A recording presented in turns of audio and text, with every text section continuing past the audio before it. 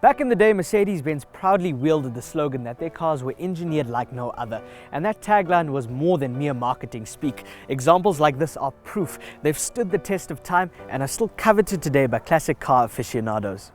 They went through a slightly iffy patch in the early 2000s, troubled by some quality issues, and their product offensive seemed a little dreary when compared with peers.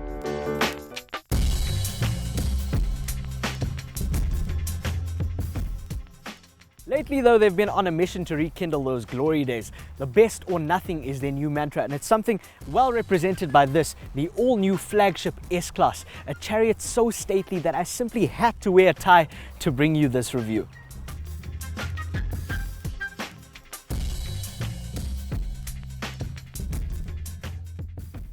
Since the S-Class is as big an occasion for the driver as it is for passengers, we're going to be ferrying around a fairly important businessman on our road test today. Newspaper, sir? Very friendly, is he?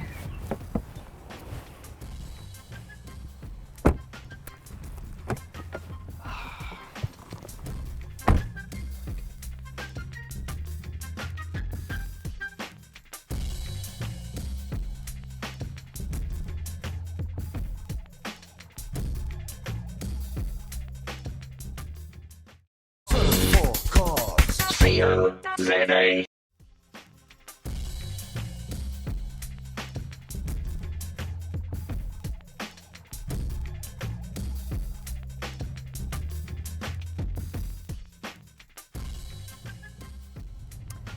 So where to, sir?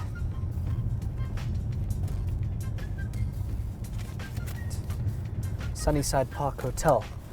You could have just said, you mute. Joking, sorry. So on the road, the largest Mercedes-Benz in the range feels like, well, the largest Mercedes-Benz in the range. Don't delude yourself into thinking that it handles with a nimbleness that defies its size. You are constantly aware of its heft and length.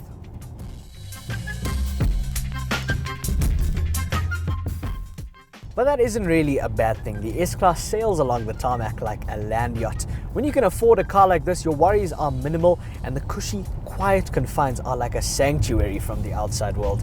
It's quite lovely.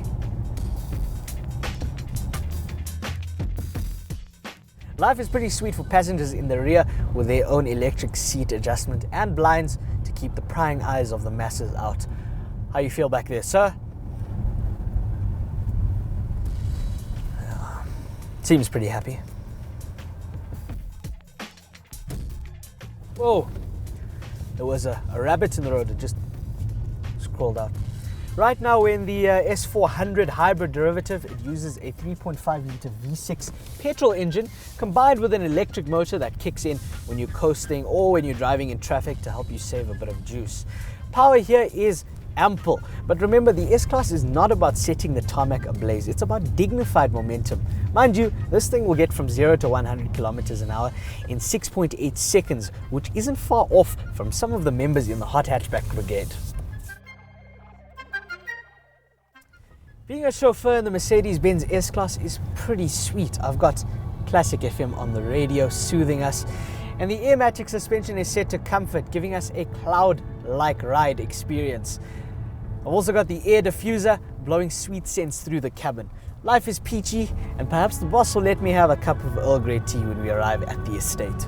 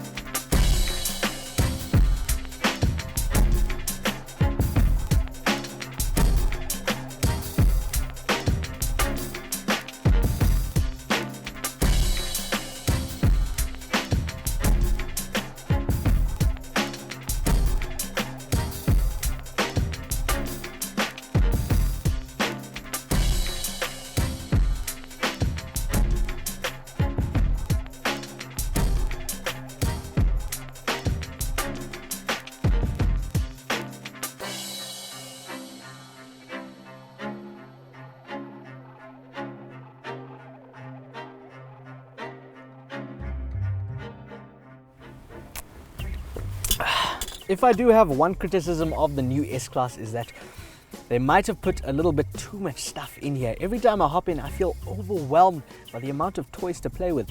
But they have tried to give it a minimalistic appearance with these tablet-like screens, and they've kept buttons to a minimum on the fascia as well. But if you're the type who agonizes over decision making, this might not be the right car for you. The seats, for example, with the massage function, you could go for a hot relaxing massage for your back, an activating massage, a hot relaxing massage for your shoulders, or even a classic massage as well as an active workout. It doesn't stop there though. You can also choose your ambient lighting and decide whether you want these lateral bolsters in the seat to hug you every time you take a corner. It's ridiculous.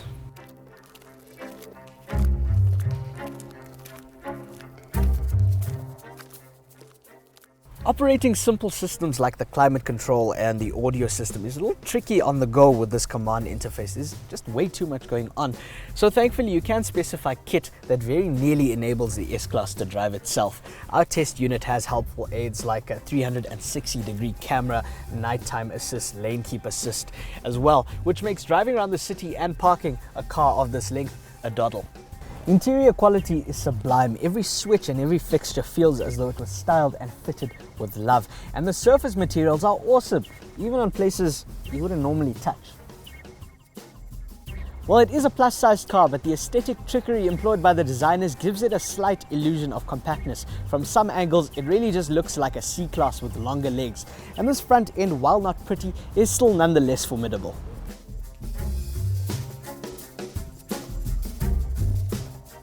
You'll pay around 1.2 million rand to have this S400 hybrid in your garage, and from a craftsmanship point of view it feels well worth it, but they do charge you a lot for the optional stuff. You just get out my spec sheet here. If you want rear passengers to have those adjustable seats, that is 25,000 rand extra, and it also reduces luggage space. That nighttime view assistance is 30,500 rand more. The surround view camera is 15,900 rand, and a panoramic sunroof is 18,100 rand. At this level, they still even charge you for heated seats, which will be 6,100 rand extra. Then it gets a bit ridiculous. You'll pay 48,000 rand if you want a color called Designo Cashmere White Magno. Oh, and a Burmester 3D audio system will set you back 93,400 rand. So give some leeway for the optional stuff. Let's touch briefly on its rivals. The Jaguar XJ is on par for that sense of occasion and stateliness, but it is a bit long in the tooth. The Audi A8 is good, but Mercedes-Benz just seems a few chapters ahead in the luxury car textbook.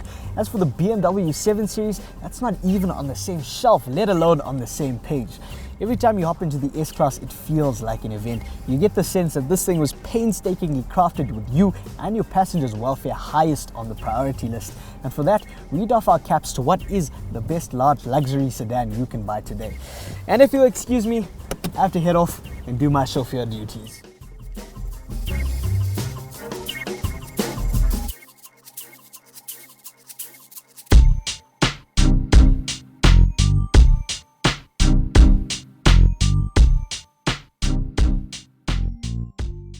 Thank you for joining us on another Sir4Cars review. Please get social with us on Facebook, Google+, and Twitter, or click here to check out some of our other videos. And don't forget to subscribe to our channel over here. Until next time, drive safe.